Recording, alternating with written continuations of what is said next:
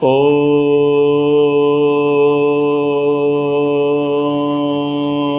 सहना भवतु सहनौ भुनक्तु सह वीर्यं करवावहै तेजस्विनावधीतमस्तु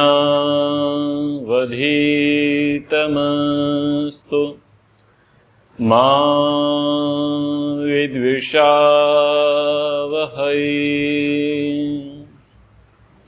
ॐ शान्ति शान्ति शान्ति। उपस्थित महानुभावों, जब धर्म ग्रंथों की चर्चा चलती है, अन्य मतावलंबी अपने अपने मत की पुस्तकों को लेकर के आ जाते हैं और ये कह देते हैं कि ये हमारा धर्म ग्रंथ है। परंतु यही प्रश्न आपके समक्ष आए कि आपका धर्म ग्रंथ कौन सा है, तो बुद्धि चकरा जाती है कि आखिर किसका नाम लें। कुछ लोग हड़बड़ाहट में कहते हैं कि गीता हमारा धर्म ग्रंथ है, तो कुछ गीता से आगे बढ़ते हैं और बोलते हैं श्रीमद् भागवत। फिर थोड़ा कुछ लोग बुद्धि का व्यायाम करते हैं और बोल देते हैं पुराण। कुछ लोग बोलते हैं पता ही नहीं है। फिर एक आध दो समझदार व्यक्ति ऐसे निकल करके आते हैं, वो ये कहते हैं कि वेद हमारा धर्म ग्रंथ है। अब वेद को धर्म ग्रंथ कह लेने वाला कुछ गिने चुने लोग ही होते हैं, लेकिन एक विचार इस प्रकार से आता है कि जैसे इस्लाम को मानने वाले कुरान पढ़ करके समझ जाते हैं कि हमको करना क्या है, क्रिश्चियन लोग बाइबल को पढ़ करके समझ जाते हैं कि हमको करना क्या है, और हमारे पास इतना भंडार भरा पड़ा है कि यही समझ में नहीं आते पढ़ना क्या है। इतना भंडार भरा पड़ा है, क्योंकि एक का नाम लो तो हजारों पुस्तकें बोले मेरा नाम क्यों नहीं दिया। ऐसी स्थिति हमारे सामने निर्मित हो जाती है। तो चलो, अगर ऐसी स्थिति आपके सामने निर्मित होती है तो एक अध्याय, एक पुस्तक का नाम आपको बताता हूं। उसका नाम है ईशोपनिषद। क्या है? ईशोपनिषद। ये यजुर्वेद के 40वां अध्याय है। और हमारी उपनिषदें कितनी हैं? 11। ईश, केन, कठ, प्रश्न, मुंडक, मांडुक्य, ऐत्रेय, तैत्रीय, बृहदारण्यक, छांदोग्य और श्वेताश्वतर। इस प्रकार से हमारी 11 उपनिषदें हैं। और ये 11 उपनिषद आस्तिक हैं, नास्तिक नहीं हैं, निर्भ्रांत हैं, शुद्ध हैं, पवित्र हैं। अब यूं तो लोग 108 उपनिषद बना चुके हैं और अभी भी लोगों का पेट नहीं भर रहा है, वो 108 से भी आगे दौड़ लगाने में लगे हैं। तो मैं निवेदन कर रहा हूं कि ईशोपनिषद एक ऐसा ग्रंथ है कि जिसे आप पढ़ लोगे, जान लोगे, समझ लोगे, तो जो बहुत सारे प्रश्न आपके मन मस्तिष्क पर आते हैं कि हमसे अगर कोई पूछे धर्म ग्रंथ क्या है, हम धर्म ग्रंथ क्या बतावें, और ऐसी पुस्तक क्या पकड़ा देवें कि थोड़ा पढ़ने में सारी बातें पूरी पूरी समझ में आ जाएं। तो ईशोपनिषद ऐसा एक ग्रंथ है, एक ऐसी धर्म पुस्तक है बहुत छोटी, बहुत छोटी है। 18 उसमें वचन हैं। अगर उन 18 वचनों को ठीक से पढ़ लिया जाए, समझ लिया जाए और आत्मसात कर लिया जाए, तो वो 18 वचन आपके अभ्युदय और निःश्रेयस की सिद्धि करा देंगे। अभ्युदय अर्थात सांसारिक सुखभोग की प्राप्ति आपको करा देंगे, और निःश्रेयस यानी मुक्ति की प्राप्ति भी कराने का वो सामर्थ्य रखते हैं। उनके अंदर इतना गहन ज्ञान विज्ञान भरा पड़ा है। तो आप और हम सब इस 3 दिन के सत्संग सत्र में ईशोपनिषद को ही प्रातः सायं पढ़ेंगे, उसको जानेंगे, उसको समझेंगे। ईशोपनिषद का जो प्रथम वचन है वह है ईशावास्यम इदं सर्वं यत्किंच जगत्याम जगत तेन त्यक्तेन भुंजीथा मां गृधा कस्य शुद्धनम। यह ईशोपनिषद का वचन है। आप में से ऐसे कितने लोग हैं जिनको यह वचन यानी यह मंत्र याद है? जिनको याद है वो हाथ खड़ा करें। 2 लोग हैं। अच्छा, बाहर भी 2 लोग हैं। आप भीतर आ सकते हैं? बाहर वाले भीतर आ जाएं तो कितना अच्छा रहे। वही ऐसा होता है कि जो पीछे बैठता है उसे टीचर से डर लगता है, लेकिन यहां पीछे बैठने वाले तो स्मार्ट हैं। अब स्मार्ट लोगों को पीछे नहीं होना चाहिए। कक्षा में पीछे कौन बैठता है? वो बैठता है उसे ये डर लगे कि गुरुजी हमसे ना पूछ ले, इसलिए दुबक के बैठेंगे, छुपक के बैठेंगे। तो दुबक के नहीं बैठना है, छुपक के नहीं बैठना है, आगे आ जाओ। अगर भीतर जगह ना हो, हाउसफुल होवे, तो बाहर बैठो। और अभी तो यहां पर संभावना पर्याप्त है, और 20-30 लोग आ जाएंगे, आपका हॉल पर्याप्त बड़ा है। धन्यवाद आप सभी का निवेदन स्वीकार करने के लिए। तो मैं आपसे पूछ रहा था ये मंत्र कितने लोगों को याद है? तो 4 लोगों ने इसमें हाथ खड़ा किया। तो चलो 4 से बात नहीं बनेगी, संख्या बढ़ानी पड़ेगी। और संख्या कैसे बढ़ाई जाएगी? जब ये मंत्र पढ़ाया जाएगा। तो चलो मैं आपको मंत्र पढ़ाता हूं, आप मंत्र दोहराओ। ओम ईशावास्यमिदं सर्वं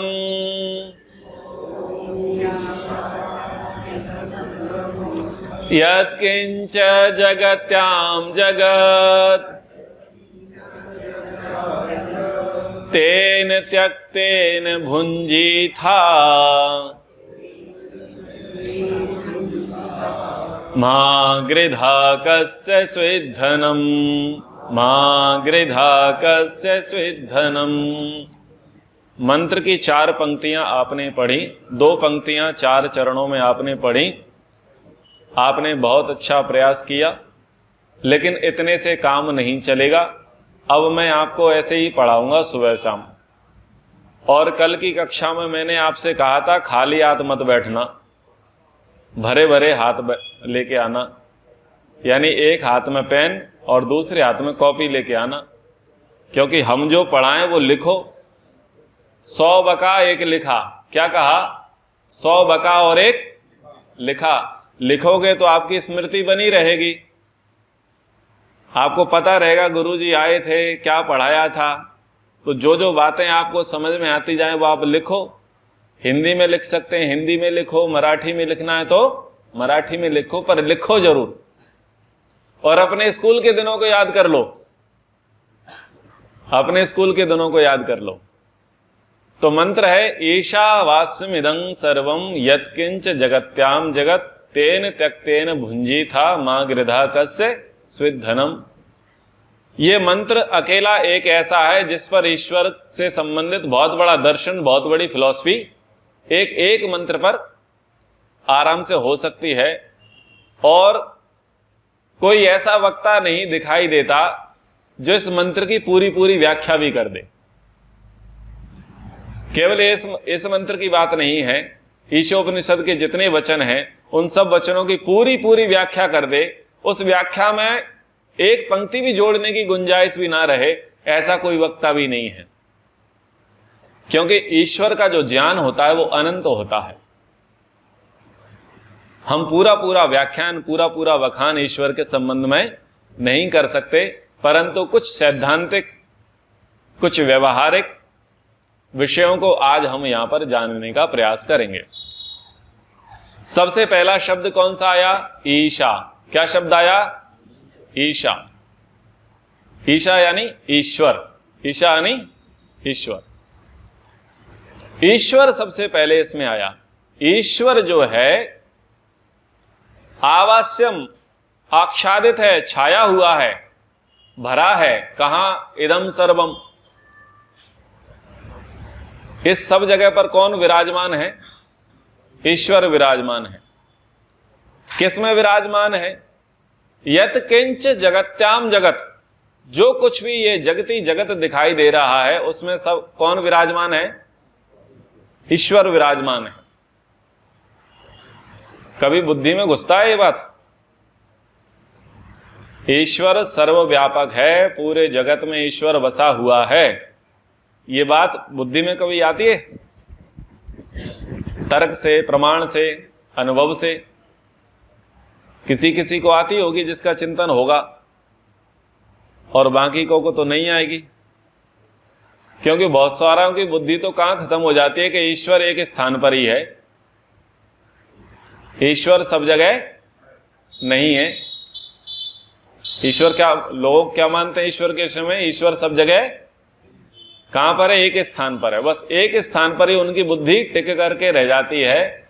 लेकिन वेद क्या कह रहा है कि ईशावास्यम इदं सर्वम यत्किंच जगत्याम जगत, जो कुछ भी जगत संसार ये दिखाई दे रहा है सब में ईश्वर ठसा ठस है, ओतप्रोत है, भरा हुआ है। कैसे भरा हुआ है? आकाशवत। कैसे भरा है? आकाशवत। आकाशवत मतलब आकाश के समान। ऐसा कोई स्थान नहीं है जहां पर आकाश ना हो, हर जगह आकाश है। आकाश शब्द का मतलब वो नीला आकाश, वो आकाश नहीं है। और आकाश मतलब किसी के बेटे का नाम आकाश नहीं है। आकाश यानी अवकाश। आकाश यानी अवकाश, खाली स्थान, ब्लैंक स्पेस। आपके और मेरे बीच में क्या है? खाली स्थान, स्पेस, आकाश। अगर ये आकाश ना हो तो आपका और मेरा व्यवहार नहीं हो सकता। अगर आकाश ना हो तो मैं जो बोलूं वो आपको सुनाई कभी ना दे। क्या समझ में आया? मैं जो आपको बोलूं वो कभी भी आपको सुनाई ना दे। क्या नहीं हो तब? आकाश ना हो। क्योंकि आकाश में कौन ठहरता है? आकाश गुण शब्द का है। शब्द किस में ठहरेगा? आकाश में। ध्वनि कहां से आएगी? आकाश होगा तो ध्वनि आएगी, और आकाश नहीं होगा तो ध्वनि, साउंड नहीं आएगा। दो पदार्थ है, देखो ये मिले आपस में, ये दोनों मिले, टकराए, तो बीच में अवकाश था इसलिए टकरा सके। अगर अवकाश ना होता तो टकराएंगे, शोर होगा?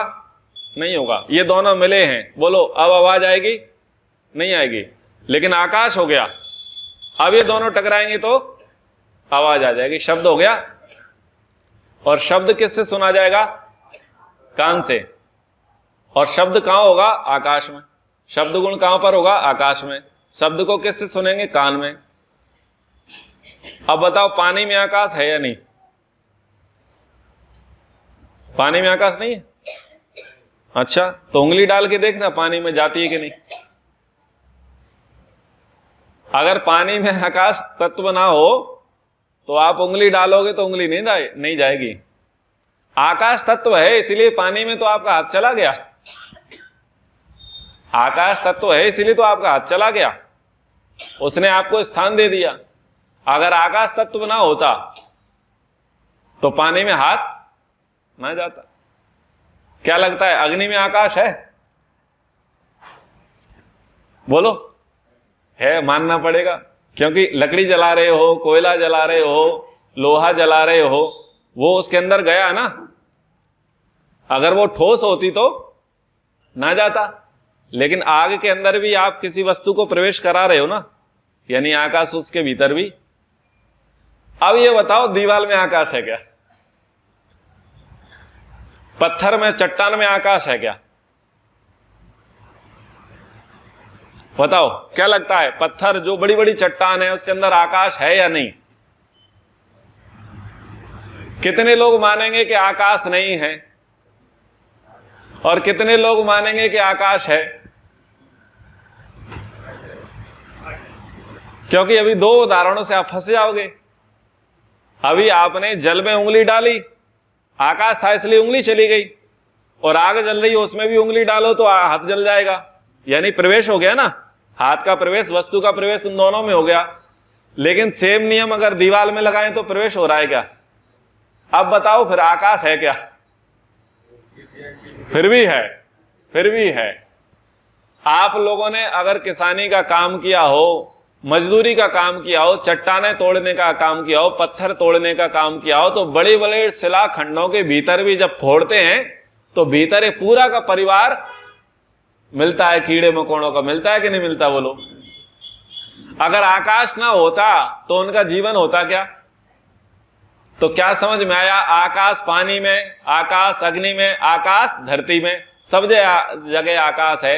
यानी आकाश जिस प्रकार से सर्वव्यापक है वैसे ही परमात्मा सर्व, आ गया समझ में? ईश्वर कैसे व्यापक है? आकाश के समान। ठीक है। अब हमारा सारा जीवन किस में चल रहा है? आकाश में। और आकाश ना हो तो हमारा जीवन चलेगा? हवा चल पाएगी? आकाश नहीं होगी तो अग्नि जल पाएगी? पानी जा पाएगा? हम श्वास ले पाएंगे? हमारा जीवन किस पे टिका है? आकाश पर। ऐसे ही परमात्मा पर हम सबका जीवन टिका है। ईश्वर सर्वव्यापक है। अब एक सूत्र समझ लो कि जहां पर कर्ता होगा वहां पर क्रिया होगी। क्या कहा? जहां पर कर्ता होगा वहां पर क्रिया होगी, और जहां पर कर्ता नहीं होगा वहां पर क्रिया नहीं होगी। यह तो व्याकरण का नियम है, हिंदी व्याकरण का, सारे व्याकरण जितनी भी होती हैं भाषाओं की, इन सब की व्याकरण का नियम है। तो कर्ता कौन होगा? चेतन। कर्ता कौन होगा? चेतन होगा। तो हम ये मानते हैं, हमारी वैदिक फिलॉसफी ये है कि संसार की प्रत्येक वस्तु में परमात्मा है। हमारी फिलॉसफी क्या है? संसार के प्रत्येक वस्तु में परमात्मा है। अब इस फिलॉसफी को देखो, ये जो पेड़ हैं आपके बाहर, नीम का पेड़ लगा है, फिर आम का भी पेड़ लगा है, पीपल का भी पेड़ लगा है, सारे पेड़ लगे हैं, और सारे पेड़ एक ही मिट्टी में हैं और एक ही खाद पानी दिया गया। लेकिन एक का रस कड़वा है, एक का तीखा है, एक का खट्टा है, एक का कसेला है, एक का मीठा है। बोलो कैसे? आपने किया प्रबंध, क्रिया तो दिख रही है ना। और इनमें अकल है क्या? पेड़ों में अकल है क्या? पेड़ों में अकल नहीं है, लेकिन व्यवस्था देखी जा रही है ना। यानी ये क्रिया हो रही है तो कोई ना कोई करता, कुछ क्रिया हो रही है तो मतलब क्या हुआ? कर्ता जरूर है, और कर्ता है तो क्रिया है, और क्रिया है तो कर्ता है। ऐसे आप संसार में हर जगह देखते चले जाओ, हर वस्तु को खोजते चले जाओ, तो आपको क्या लगेगा? सारी की सारी चीजें सिस्टमेटिक हैं, व्यवस्थित हैं, ऐसे ही नहीं है, मन मुताबिक नहीं है।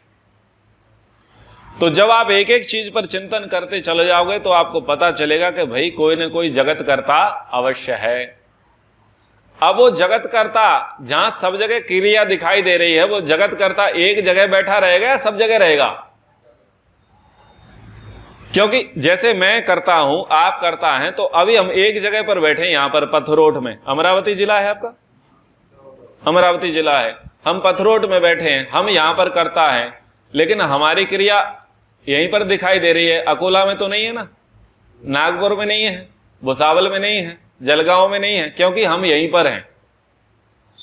लेकिन ईश्वर की क्रिया सब जगह दिखाई दे रही है। यहां का भी पेड़ नीम कड़वा है, मध्य प्रदेश का भी, उत्तराखंड का भी, गुजरात का भी। जहां जहां का नीम का पेड़ होगा वो कैसा होगा? जहां जहां आम का पेड़ होगा वह कैसा होगा? क्रिया सब जगह दिखाई दे रही है। क्रिया सब जगह दिखाई दे रही है तो मतलब कर्ता सब जगह है। यानी ईश्वर एक जगह नहीं हो सकता। ईश्वर कहां पर हो सकता है? सब जगह हो सकता है। बस इसी बात पे सबसे ज्यादा विवाद है। वेद ने कह दिया ईशावास्यम इदम सर्वम यत्किंच जगत्याम जगत। हे दुनिया के लोगों, हे मनुष्यों, वह परमात्मा जिससे संसार आख्या देते हैं, जो इस संसार में व्याप्त है, वो इसके कण कण में, रोम रोम में ईश्वर बसा हुआ है। दोनों बात मान लो, या तो ईश्वर संसार में बसा है अथवा संसार ईश्वर में बसा है, बात बराबर है। बोले हम कैसे माने, वो तो चौथे पर है। कौन से आसमान पर है? फिर एक ने कहा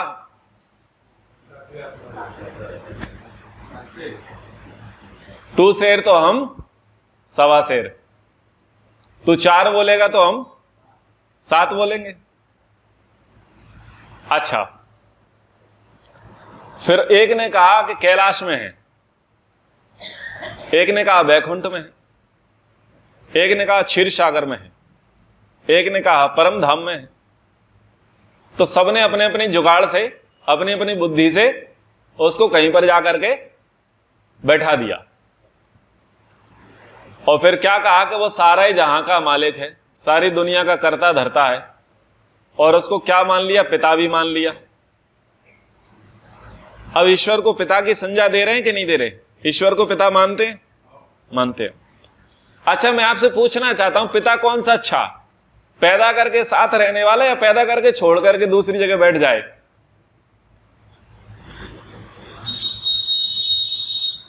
बोलो, पिता जो है कौन सा ठीक है? जो पुत्रों के साथ सदा साथ रहे वो पिता ज्यादा ठीक है, या पैदा करे और बोले कि अब तो हम जा रहे हैं, तुम अलग और हम अलग? कौन सा पिता ठीक है? साथ रहने वाला। अच्छा, जो पैदा करके छोड़ जाते हैं उनको उर्दू में क्या बोलते हैं? नाजायज। समझ में आ रहा है?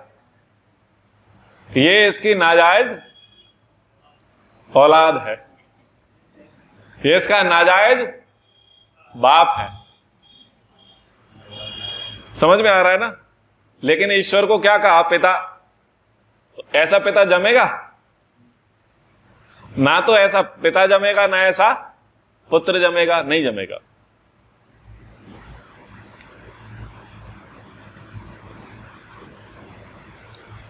अच्छा, ये जो दूर भगाने का सिस्टम बहुत अजीब है कि इसको किसी दूसरी जगह पर बिठा दो। क्यों बिठा दो? ताकि हम शांति से अपनी मनमानी कर सकें। भगवान को या राजा को या पिता को या गुरु को बोले इनको सेपरेट रहने दो, थोड़ा प्राइवेसी इनकी बनी रहे। अब वो उनकी प्राइवेसी देख रहा है, खुद की प्राइवेसी देख रहा है छल। क्या कहना चाह रहा है व्यक्ति? बोले चलो आपकी प्राइवेसी बनी रहे, आपकी सुख सुविधा बनी रहे, इसलिए आप उस जगह पर रहो। वास्तविकता तो यह है कि खुद के साथ रहने लग गए तो काला पीला गड़बड़ घोटाला कौन करेगा? फिर मामला गड़बड़ हो जाएगा ना। राजा सदा साथ रहे, पिता सदा साथ रहे, गुरु सदा साथ रहे, तो तुम गड़बड़ घोटाले कर पाओगे? नहीं कर पाओगे। थोड़ा साइड हटे तो कर पाए। इसलिए लोगों ने क्या किया कि भगवान को बोले इसको दूर उठा दो। बोले तुम भाई बैठे रहो, जब हमें तुम्हें जरूरत पड़ेगी तो तुम्हारे पास, जब हमें जरूरत पड़ेगी तो तुम्हारे पास आ जाएंगे, और तुम तो हमारे ही भगवान हो, हमारे ही पिता हो। जब फोन करें तो तुम आ जाना, आह्वान कर लेंगे, ओम ब्रह्म देवाय नमः। टीवी पर आते हैं ना ऐड, बहुत अच्छे धारावाहिक। बोले अब जरूरत पड़ गई तो प्रकट हो जाओ ब्रह्मदेव, भगवान विष्णु प्रकट हो जाओ, भगवान शंकर प्रकट हो जाओ। बोले अब तुम्हारी जरूरत पड़ गई है, और जब तक जरूरत नहीं है तब तक बोले भाई शांति से बैठे रहो। साल भर में कभी ना कभी मिलने आते जाते रहेंगे, बीच बीच में कुछ दाना पानी खाना पीना देते रहेंगे, थोड़े थोड़े तुम्हारे नाम की माला जपते रहेंगे। शांत रहो, परेशान मत करना। बोलो ऐसे ही करते हैं नहीं करते? भगवान के साथ ऐसे ही करते हैं। और जब आफत आती है तो छाती पीटते हैं, बोले भगवान दर्शन दो। अब भगवान बोले मैं तो आराम कर रहा हूं।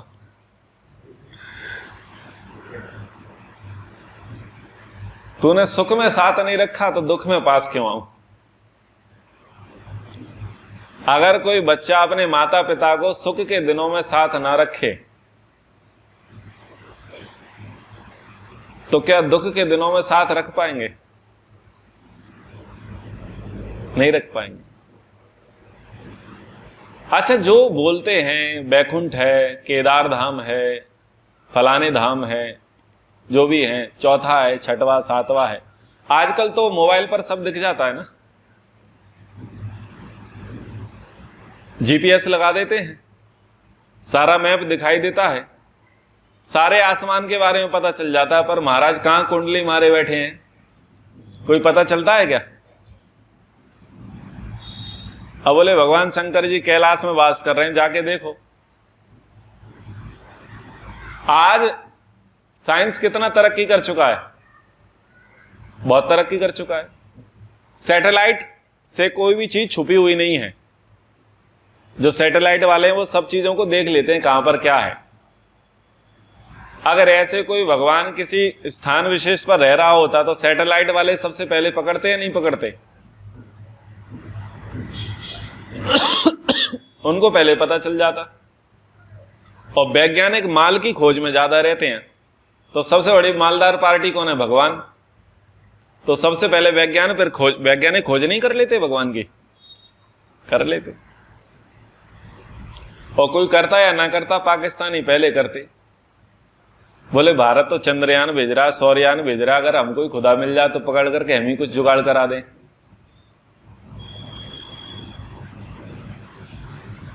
मंत्र कह रहा है ईशावास्यम इदम सर्वम यत्किंच जगत्याम जगत। जो भी जगती जगत है, गच्छति सरकता हुआ संसार है, गमन करता हुआ ये जगत है, उस सब में कौन बसा हुआ है? ईश्वर बसा हुआ है।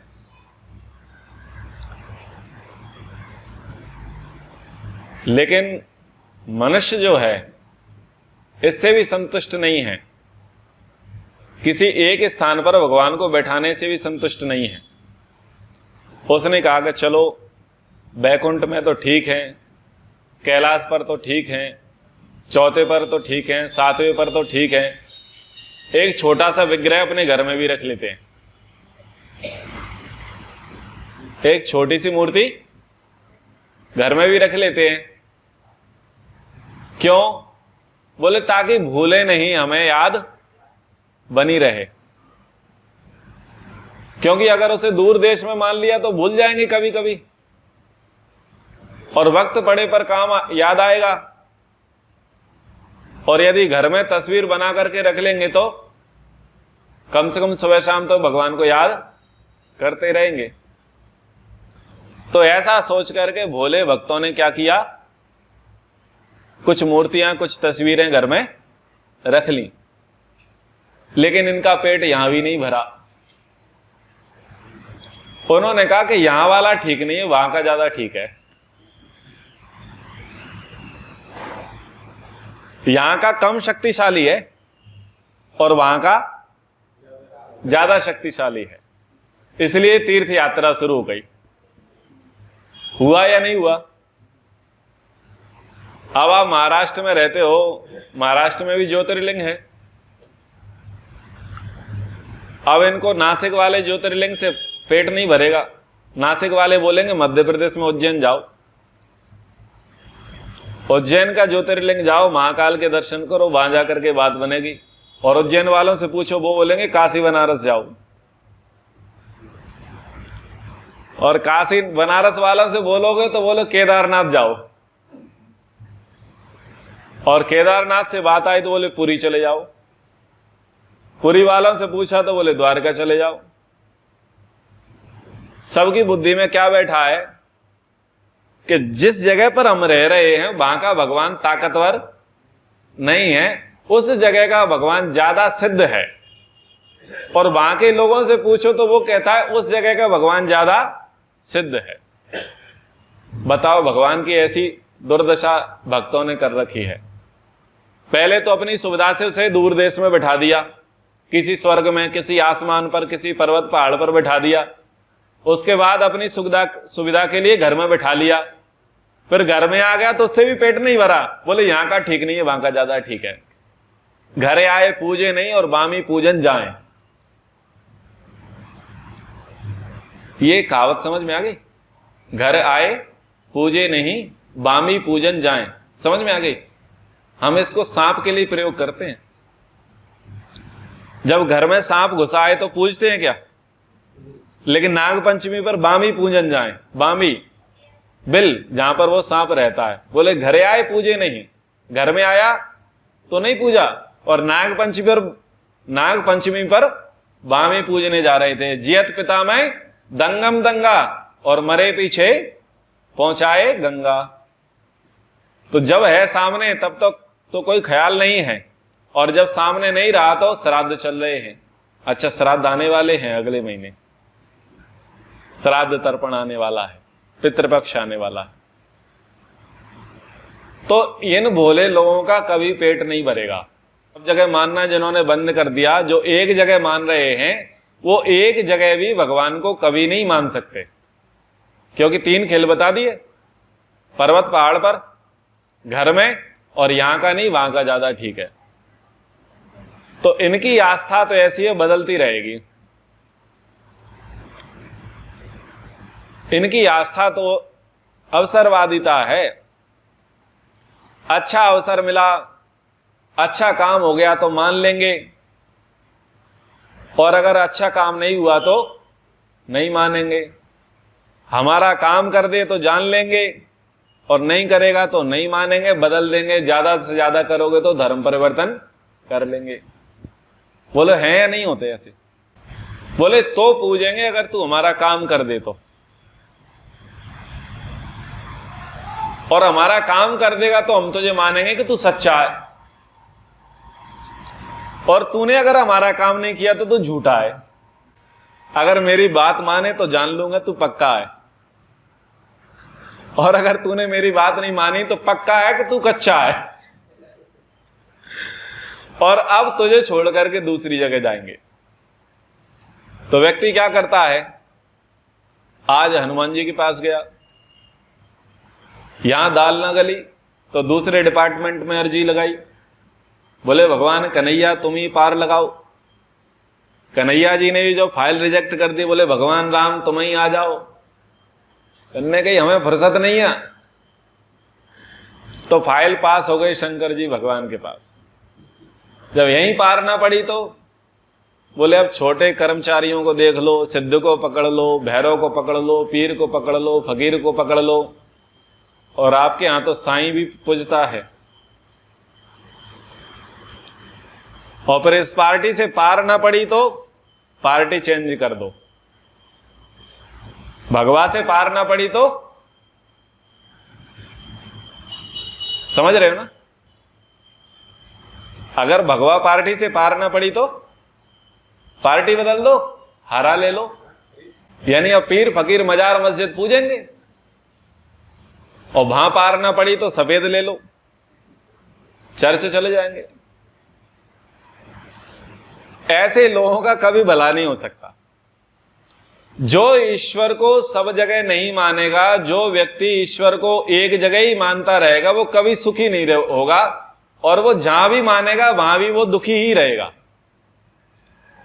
क्यों रहेगा? इसलिए रहेगा कि अपने पिता को वो पिता नहीं मानता, जो पिता नहीं है उसको पिता मानता है। जो अपने पिता को छोड़ करके अन्य पिताओं को पिता कहता है, वो पुत्र कभी सुखी नहीं रह सकता।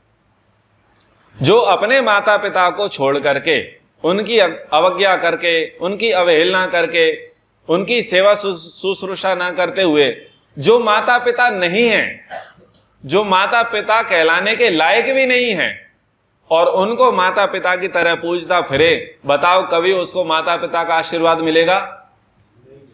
क्या उसके जीवन में कभी सुख शांति आएगी? क्या कभी उसकी उन्नति प्रगति होगी? नहीं होगी। पिता सर्वव्यापक है, परमात्मा सर्वव्यापक है। सर्वव्यापक मानने में यानी जो जैसा है उसे वैसा मानो। जो जैसा है वैसा मानोगे तो लाभ है, और जो जैसा है वैसा नहीं मानोगे तो हानि 100% है। और ये मैंने आपको बता दिया। कि व्यक्ति इधर उधर घूमता फिर रहा और कहीं पर भी उसको संतुष्टि नहीं है। और हद कब हो जाती है? जब पार्टी बदल देता है। ओछे लोभी लोगों की ये खासियत है। जो ओछे लोग होते हैं, लोभी लोग होते हैं, उनकी खासियत है वो पार्टी बदल लेते हैं तुरंत।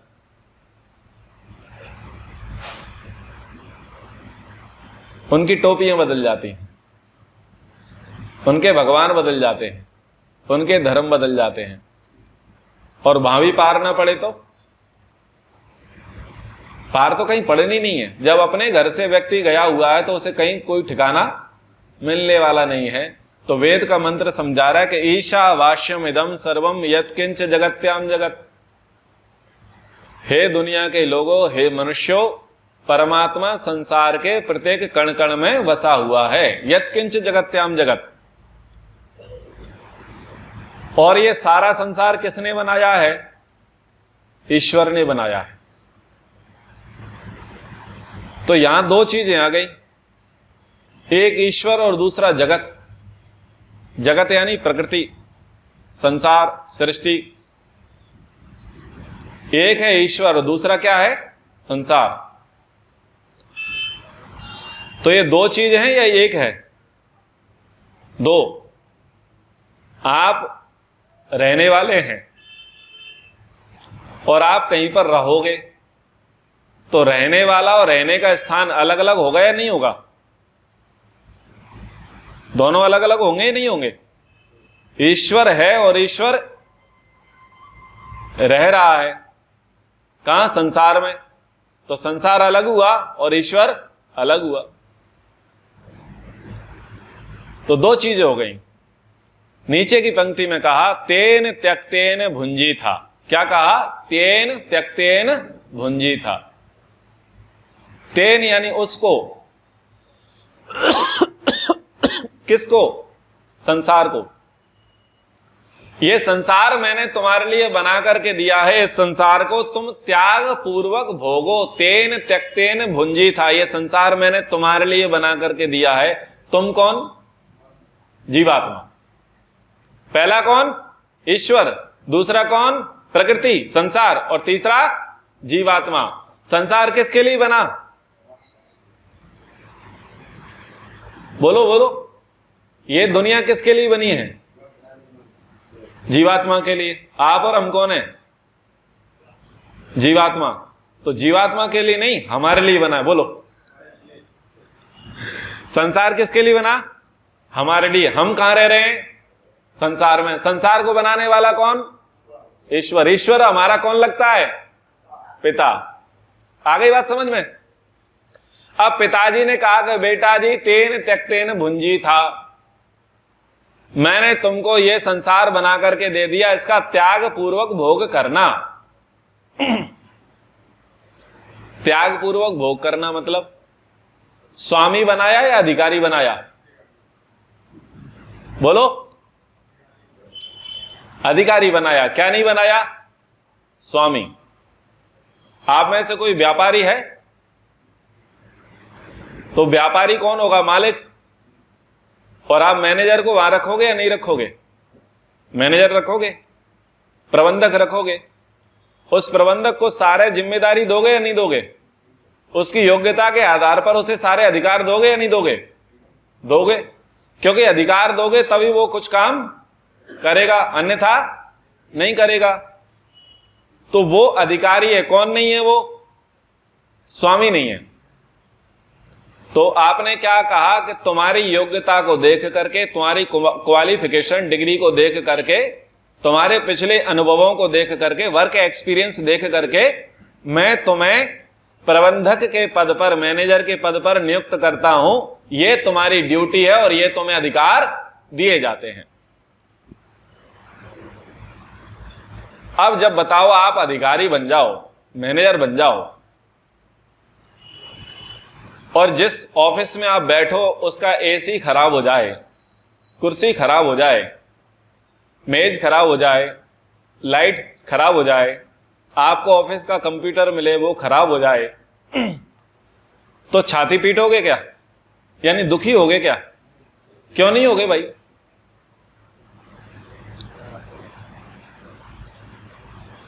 क्यों नहीं होगे? क्योंकि आपका नहीं है, वो केबिन आपका नहीं है, वो कुर्सी आपकी, वो एसी आपका, वो लैपटॉप कंप्यूटर आपका किसका था? बॉस का।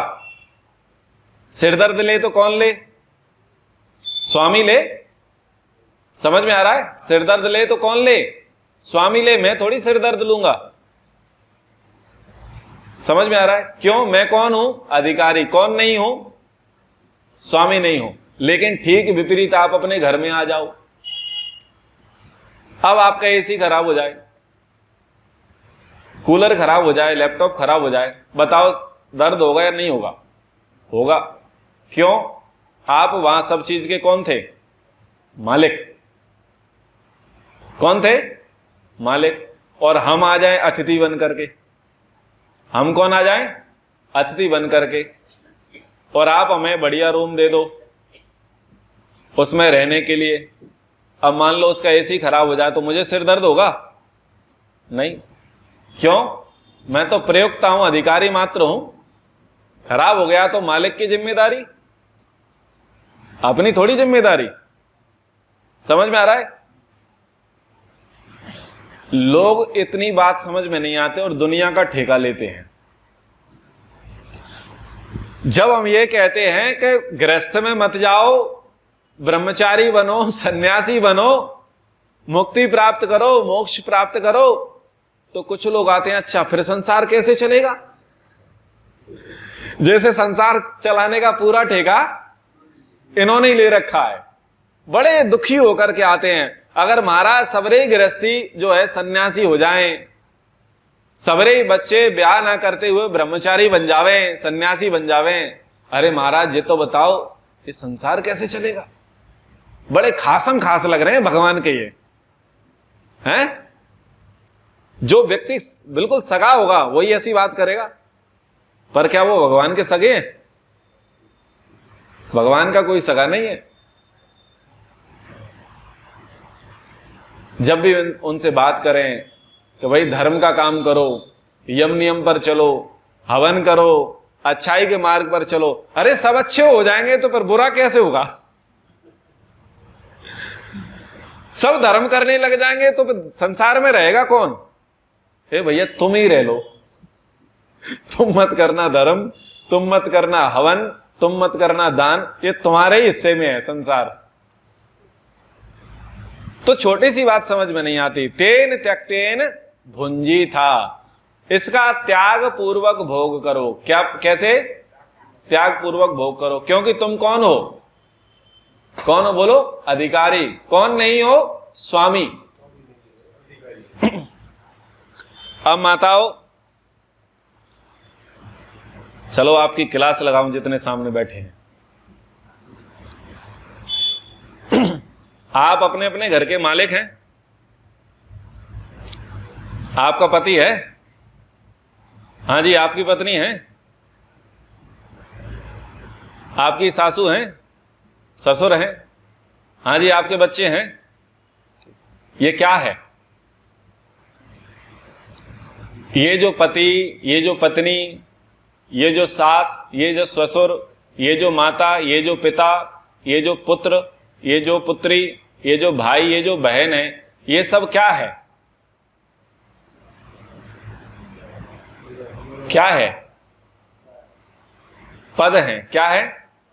पद। क्या है? याद रखो, क्या है? पद। और उस पद के तुम अधिकारी, उस पद के अधिकारी। अधिकार किसने दिया? धर्म ने, समाज ने आपको अधिकार दिया कि आज से तुम इसके पति और आज से तुम इसकी पत्नी। किसने अधिकार दिया? धर्म ने और समाज ने। तो धर्म शास्त्रों के अनुसार समाज के सानिध्य में, समाज के सामने क्या किया?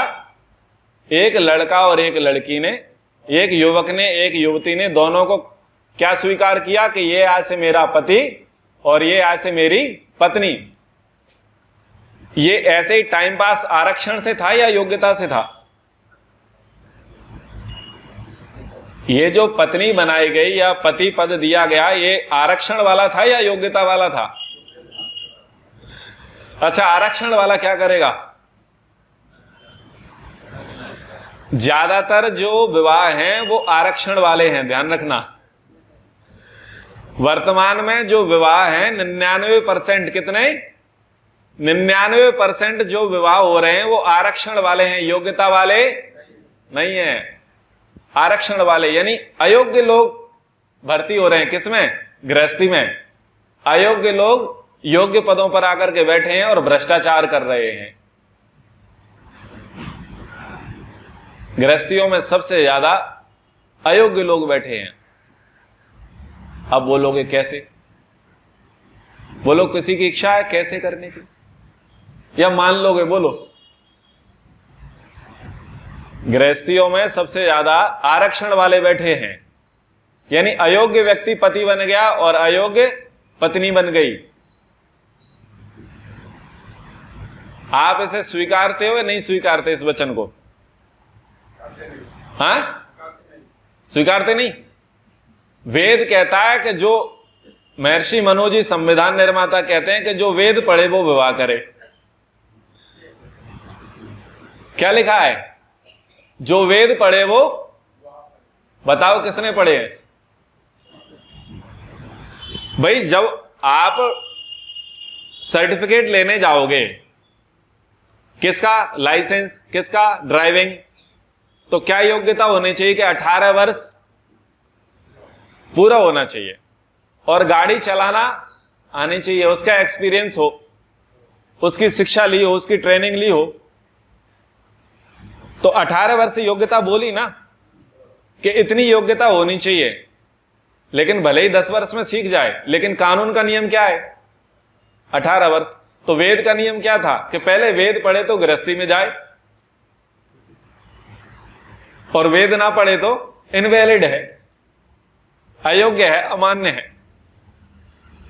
फिर जिसको गृहस्थ में जाना है वो उसको गृहस्थ धर्म की शिक्षा लेनी है। स्त्री को पता होना चाहिए गृहस्थ धर्म क्या है, और पुरुष को पता होना चाहिए गृहस्थ धर्म क्या है।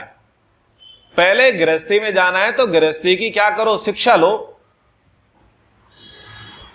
इंजीनियरिंग कैसे होगी? अगर आपको बिल्डिंग मटेरियल का काम करना है, स्ट्रक्चर का काम करना है, तो क्या कोई भजन गायक इंजीनियर हो जाएगा? कोर्स किया हो भजन गायक का, कोर्स किसका किया हो? भजन गायक का, संगीतज्ञ का, और डिग्री मिल जाए इंजीनियर की, तो बताओ वो कुछ कर पाएगा? नहीं कर पाएगा। एक व्यक्ति ने कोर्स किया हो किस बात का? खेती करने का, कटाई करने का, बुवाई करने का, और वो कौन से पद पे बैठ जाए? भजन गायक की, बजाना गाना। तो बताओ इस पद पे बैठ करके वो बजा लेगा क्या? शिक्षा दूसरी थी और पद दूसरा था। गड़बड़ होगा या नहीं होगा? आप अयोग्य लोगों को पद से उतारने की वकालत करते हो नहीं करते? बोले शिक्षा मंत्री बना बैठा है, 5वीं फेल है, बोलते हो नहीं बोलते? और महिला बाल विकास का अधिकारी और बलात्कार का आरोपी है। किसका अधिकारी बना बैठा है? महिला बाल विकास का, और चरित्र में बलात्कार का आरोपी। तो बलात्कार के आरोपी को महिला बाल विकास का अध्यक्ष बनाओगे? एक नंबर का घूसखोर हो, उसको रक्षा मंत्री बना दिया जाए, तो किसकी रक्षा करेगा? समझ में आ रहा ना? यानी अयोग्य व्यक्ति योग्य पद पे बैठेगा तो आप उसे स्वीकार नहीं करोगे, क्योंकि वो बैठ करके क्या करेगा? नाश करेगा, उस व्यवस्था को तोड़ मरोड़ देगा। बताओ घरों में झगड़े हो रहे हैं कि नहीं? बोलो बोलो बोलो, हो रहे हैं। घर में मांसाहार बढ़ रहा है कि नहीं बढ़ रहा है? लोग पिशाच प्रवृत्ति के हुए हैं कि नहीं हुए? अपना पेट भरना चाहते हैं। क्या दूसरे के सुख से सुखी हैं? क्या पड़ोसी को सहयोग दे रहे हैं? क्या मतलब समझ में आया? योग्य पद पर अयोग्य लोगों की भर्ती हो गई, यानी आरक्षण से आ गए। आ गए समझ में? तो वापस आ जाइए, ये जो पति, ये जो पत्नी, ये जो पुत्र, ये जो पुत्री, ये जो बहन, ये जो भाई हैं, ये जो पद हैं, ये पद क्या है? अधिकार दिए गए। समाज ने साक्षी बनाया कि ये पत्नी, ये कन्या इस वर के योग्य है, ये वर इस कन्या के योग्य है, ये परिवार इस परिवार के योग्य है, आओ इन दोनों को एक बंधन में बांध दें और इनका विवाह कर दें। तो विवाह किस आधार पर हुआ? योग्यता के आधार पर। किस आधार पर? योग्यता के आधार पर। और फिर तुम्हें पद दिया कि ये अब पति हुए और ये अब पत्नी हुए। फिर जब योग्यता और बढ़ती है तो पद की बढ़ोतरी होती है और पति पिता बन जाता है और पत्नी माता बन जाती है। हाँ या ना? समझ में आ रहा है? जब योग्यता बढ़ती है, सामर्थ्य बढ़ता है, जब उनको लगता है कि अब हम दो को संभालने की अपेक्षा तीसरे को संभालने के लिए तैयार हैं, जब व्यक्ति दो को संभालने का सामर्थ्य रखता है तब विवाह करता है। और जब दोनों मिलकर के तीसरे को संभालने की तैयारी कर लेते हैं, योग्यता बना लेते हैं कि अब हमारा इतना सामर्थ्य है कि हम तीसरे को संभाल सकते हैं, तो फिर वो संतान उत्पत्ति करते हैं। तो पहले पति पत्नी थे, बाद में कौन हो गए? माता और पिता। पद की उन्नति हो गई ना। अब आ जाओ मंत्र पर। तेन त्यक्तेन भुंजी था। क्या है? तेन त्यक्तेन भुंजी था। और पहले वाले दृष्टांत पर कि कुर्सी टूट गई, एसी टूट गया, लैपटॉप टूट गया, चूंकि आप अधिकारी थे, आप मालिक नहीं थे, इसलिए आपको दुख नहीं हुआ। अब मैं आपसे पूछना चाहता हूं कि ये जो पति है ये सदा रहेगा क्या? बोलो। ये जो पत्नी है ये सदा रहेगी क्या? ये जो माता है ये सदा रहेगी क्या? ये जो पिता है वो सदा रहेंगे क्या? ये पुत्र पुत्री सदा रहेंगे क्या? नहीं रहेंगे। क्या समझ में आया? तेन त्यक्तेन भुंजी था। त्याग पूर्वक भोग करो। कैसे? त्याग पूर्वक भोग करो, मतलब अपनी जिम्मेदारी निभाओ। आपको किसी मालिक ने आपको सुपरवाइजर बना दिया, आपको प्रबंधक बना दिया, आपको मैनेजर बना दिया और आपको पोस्ट दे दी, कुर्सी दे दी, तो जब तक आप उस ऑफिस में हो, आपका ध्यान है, आपका कर्तव्य है कि आप उसको मेंटेन करके रखो। जिस कुर्सी पर बैठते हो वो कुर्सी साफ सुथरी रहे, जिस टेबल का प्रयोग करते हैं वो टेबल साफ सुथरी रहे, जिस कमरे में रहते हैं वो कमरा साफ सुथरा रहे, उसका मेंटेन चलता रहे। जो गाड़ी आपको प्रयोग के लिए मिली है उसके रेगुलर सर्विस होती रहे। यानी जो जो काम जिस जिस पद को आपको दिया, तो आपकी क्या जिम्मेदारी है कि आप सब चीजों को मेंटेन करके रखें। ये आपका धर्म है। समझ में आ रहा है? अब वापस आ जाओ घर में। अब आप पति बना दिए, आप पत्नी बना दी, आप माता बना दी, आप पिता बना दिए, आप पुत्र बना दिए, आप पुत्री बना दिए, आप भाई बना दिए, आप बहन बना दिए। तो जिस जिस रिश्ते में आप जुड़े हो उस रिश्ते का निष्ठा पूर्वक पालन करो। यह आपका धर्म है। क्या समझ में आया? जिस जिस रिश्ते में हम बंधे हैं उस रिश्ते को, उस संबंध को हम निष्ठा पूर्वक धर्म पूर्वक निभाएं। यही हमारा कर्तव्य है, यही हमारा धर्म है। लेकिन जैसे एसी कभी भी खराब हो सकती है, कुर्सी कभी भी खराब हो सकती है, मोबाइल लैपटॉप कभी भी खराब हो सकता है, गाड़ी कभी भी खराब हो सकती है, और उसके खराब होने पर हम दुखी नहीं होते क्योंकि वो हमारा नहीं है। ऐसे ही बुद्धि बना लो। जब तक भगवान की कृपा से पत्नी साथ में है तब तक पति धर्म निभाएंगे। जब तक भगवान की कृपा से पति साथ में है तब तक पत्नी धर्म निभाएंगे। जब तक भगवान की कृपा से माता पिता साथ में हैं तब तक पुत्र पुत्री धर्म निभाएंगे, निष्ठापूर्वक निभाएंगे, बिल्कुल आलस्य नहीं करेंगे, बिल्कुल बेईमानी नहीं करेंगे। ठीक है? लेकिन अगर चले जाएंगे तो केवल शुभकामनाएं, सद्भावनाएं और प्रार्थनाएं देंगे, छाती नहीं पीटेंगे। तेन त्यक्तेन भुंजी था। क्या मानेंगे? परमात्मा के द्वारा मुझको ये पद मिला, परमात्मा की कृपा से ये संबंध मुझे मिला, मैंने इस संबंध का निष्ठापूर्वक पालन किया। अब आपका और हमारा यहीं तक का सफर था। भगवान आपको सदगति प्रदान करे, बोलो ऐसी भावना बना लोगे क्या? अगर बना लोगे तो दुख नहीं होगा, और नहीं बनाओगे तो दुख होगा। अंतिम पंक्ति समझ लोगे तो दुख नहीं होगा। अंतिम पंक्ति है मां गृधा। क्या है? मां गृधा। कस्य शुद्धनम, कस्य शुद्धनम। कहा कि तेन त्यक्तेन भुंजीता, त्याग पूर्वक भोग करो लेकिन लोभ मत करो।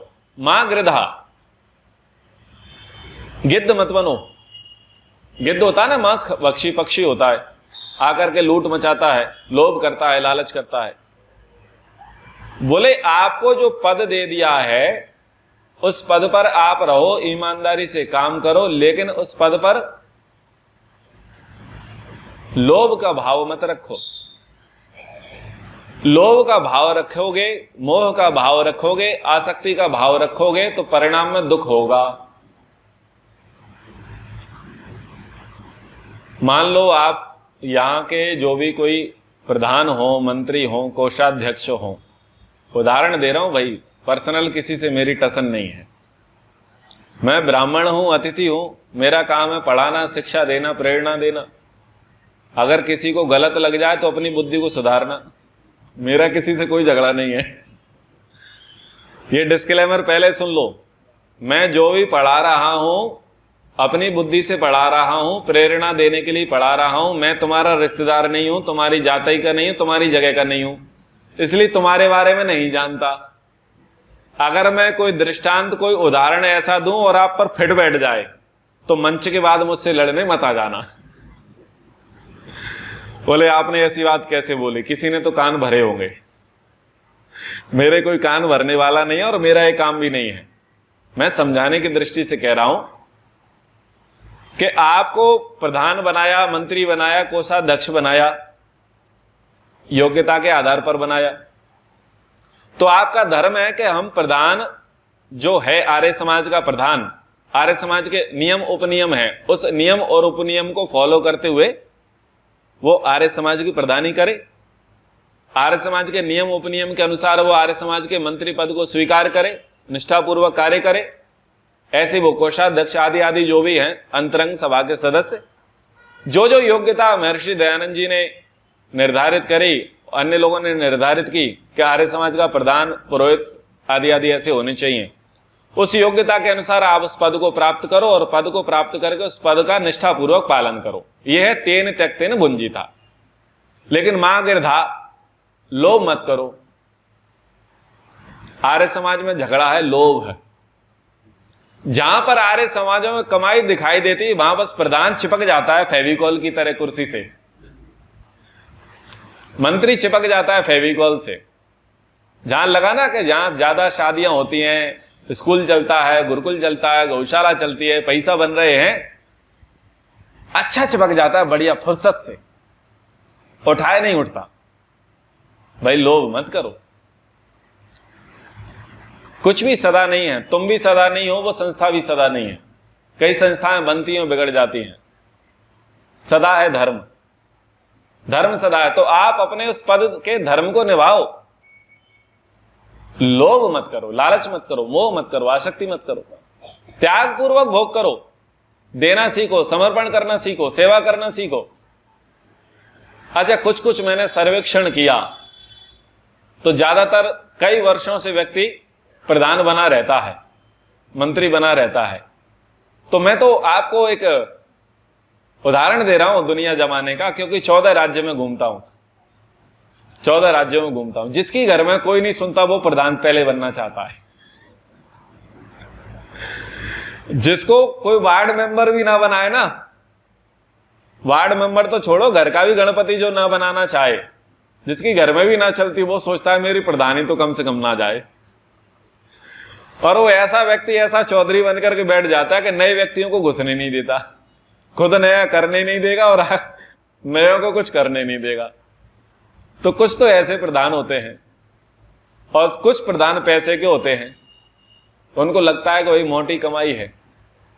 कई महान प्रधान ऐसे भी हैं कि अपने घर से आर्य समाज जाएंगे, आर्य समाज से घर आएंगे, तो जो पेट्रोल खर्चा होगा वो आर्य समाज के मत्थे मड़ेंगे।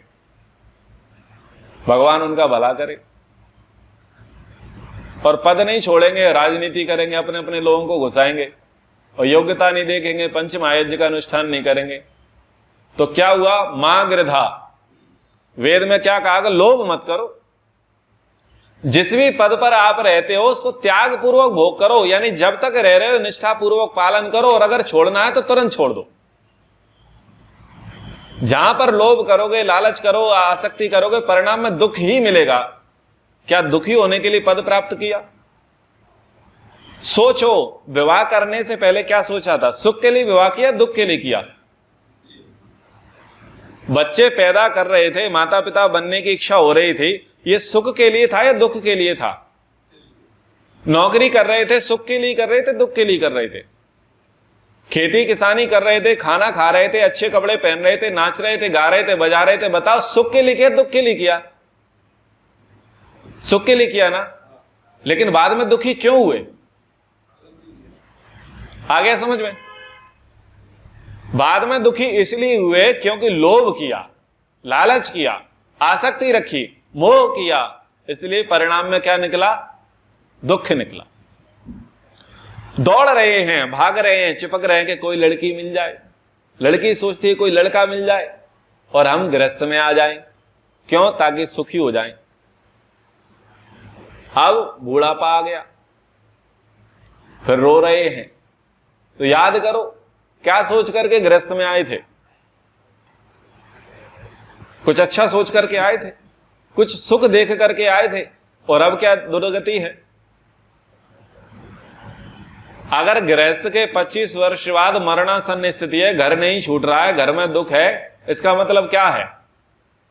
कि आपने कहीं ना कहीं अपने कर्तव्य का पालन, अपने धर्म का पालन, आपने त्याग पूर्वक भोग, आपने क्या किया? लोभ किया।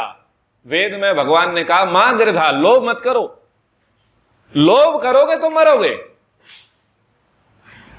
कस्य शुद्धनम, क्या तुम्हारे बाप का है? कैसे शुद्धनम? भगवान का है भाई, आपका कुछ नहीं है। तो ईश्वर की कृपा से पति बने, पत्नी बने, पुत्र बने, पुत्री बने, माता बने, पिता बने, प्रधानमंत्री बने, मंत्री बने, संतरी बने, जो भी बने, जिस भी पद पर हम हो उसका त्याग पूर्वक भोग करें, उस पर लोभ नहीं करें। अगर लोभ नहीं करेंगे तो सुखी रहेंगे, और लोभ करेंगे तो दुखी रहेंगे। इसलिए वेद ये कहता है कि आसक्ति त्याग रखो। आसक्ति हमसे छूटनी चाहिए। और आसक्ति त्याग कैसे होगा? आप सुबह सुबह करते हैं ना स्वाहा। आसक्ति त्याग की सबसे बड़ी शिक्षा कहां पर है? कहां पर है? बोलो। हवन में। आसक्ति त्याग की सबसे बड़ी शिक्षा कहां पर है? हवन में। लेकिन लोभ इतना भयंकर है कि यहां भी स्वाहा नहीं होती। एक तो बोलने का लोभ है, कौन जोर से बोले, और एक कट मारने का, कमी करने का लोभ है। सुरवा रखा है लेकिन घी पूरा नहीं डालेंगे, थोड़ा बचाने की कोशिश करेंगे। भयंकर लोभ। अरे तुम्हारे पैसे का नहीं था भाई, तुम तो यजमान थे, तुम तो अतिथि थे, तुम्हारे पैसे से था क्या? व्यवहार की बात है। पर वो संस्कार ऐसे बने हैं, कम डालो, कट कर दो। संस्कार ऐसे हैं, सामग्री कम, सामग्री की क्वालिटी कम। क्यों? बोले मिसयूज है। हवन में घी अच्छा नहीं डालना, ज्यादा नहीं डालना, हवन में सामग्री अच्छी क्वालिटी की नहीं डालना, महंगी नहीं डालना। क्यों? मिसयूज है। अब बताओ, इनका आसक्ति त्याग होगा? जिनका हाथ ही आहुति देते में नहीं खुलता, क्या उनके जीवन में हवन से कुछ लाभ हो सकता है? हवन का कोई प्रभाव हो सकता है? हवन कह रहा है स्वाहा, अरे हाथ खोल। हवन क्या कह रहा है? स्वाहा, हाथ खोल। पर पसीना आता है, हाथ पसीना आता है, हाथों को हवा लगती नहीं है, तिजोरी में पसीना आ रहा है, तिजोरी में हवा नहीं लगने दे रहे। दक्षिणा की बात आ जाए तो बड़े से लिफाफे में 100 रुपया, होगा करोड़पति, पर छूटता नहीं है, पसीना आता है। कितने हवन कर लो, हवन का भाव है आसक्ति त्याग। हवन की क्या शिक्षा है कि जो आपकी आसक्ति है, जहां कुंडली मार के बैठे हैं ना, जिस पर भी कुंडली मार करके बैठे हैं, वो कुंडली मार करके मत बैठो, थोड़ा हवा आने दो, थोड़ा हाथ खुले करो, थोड़ा समर्पण भाव आने दो, थोड़ा सेवा श्रद्धा के भाव आने दो, थोड़ा त्याग करना सीखो, थोड़ा देना सीखो, थोड़ा समर्पण करना सीखो। बोले नहीं, अनुपयोगी है। और तुमको? बोले हमको मलाई मार के चाहिए। तो इस मंत्र पर अब हमने विचार किया, ईशावास्यमिदं सर्वम यत्किंच जगत्याम जगत तेन त्यक्तेन भुंजी था मां गिरधा कस्य स्विद्धनम। मंत्र पर और चर्चा करेंगे, आगे चर्चा करेंगे।